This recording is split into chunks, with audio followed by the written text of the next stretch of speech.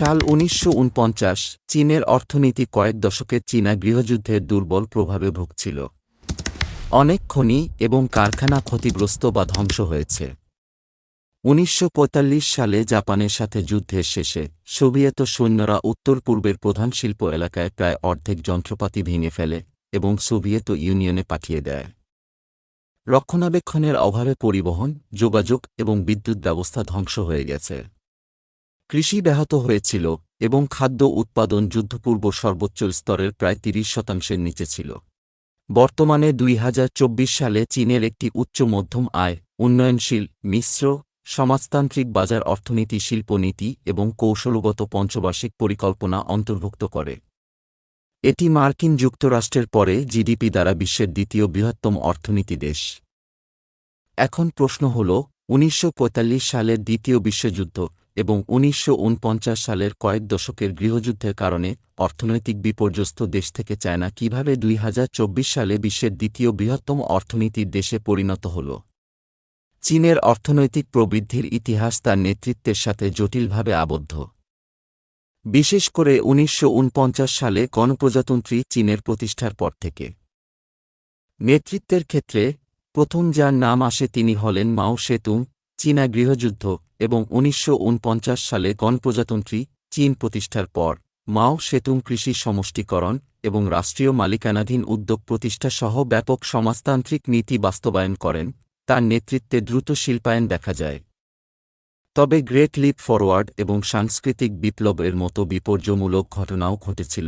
নেতৃত্বের ক্ষেত্রে এরপর যার নাম আসে তিনি হলেন দেং জিয়াওপিং। দেং জিয়াওপিংয়ের ক্ষমতায় আরোহণ অর্থনৈতিক সংস্কারের সূচনা এবং বিদেশি বিনিয়োগ ও বাণিজ্যের জন্য চীনকে উন্মুক্ত করার সাথে চীনের অর্থনৈতিক নীতিতে একটি উল্লেখযোগ্য পরিবর্তন চিহ্নিত করেছে।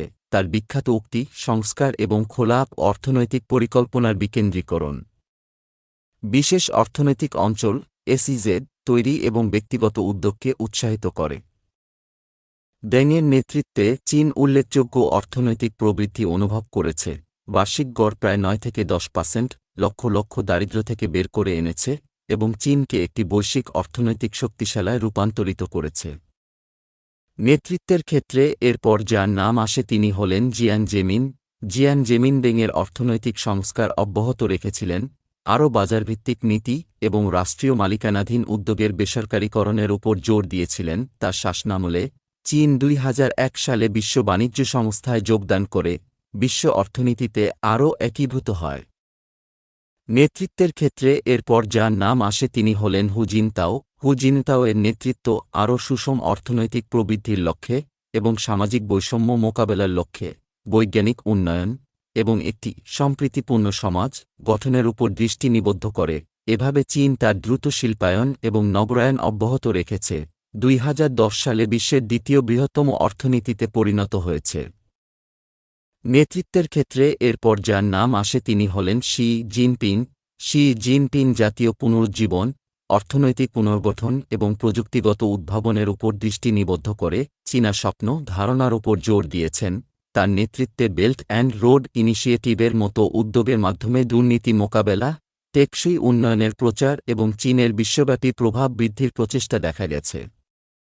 যাই হোক, অর্থনীতির উপর রাষ্ট্রীয় নিয়ন্ত্রণ বৃদ্ধি, বেসরকারি খাতের কঠোর নিয়ন্ত্রণ এবং মার্কিন যুক্তরাষ্ট্র এবং অন্যান্য দেশের সাথে ভূরাজনৈতিক উত্তেজনা নিয়ে উদ্বেগ রয়েছে। মূলত এই সমস্ত নেতৃত্বের যুগে চীনের অর্থনৈতিক প্রবৃদ্ধি উল্লেখযোগ্য। কয়েক দশক ধরে বার্ষিক প্রবৃদ্ধি হার প্রায় 10%। এই প্রবৃদ্ধি চীনকে বিশ্বের বৃহত্তম রপ্তানিকারক এবং পণ্যের দ্বিতীয় বৃহত্তম আমদানিকারক, সেই সাথে বৈশ্বিক অর্থ ও প্রযুক্তিতে একটি প্রধান খেলোয়াড়ে রূপান্তরিত করেছে। যাই হোক, এই দ্রুত উন্নয়নের সাথেও রয়েছে আয় বৈষম্য, পরিবেশগত অবনতি এবং ঋণ সঞ্চয়ের মতো চ্যালেঞ্জ।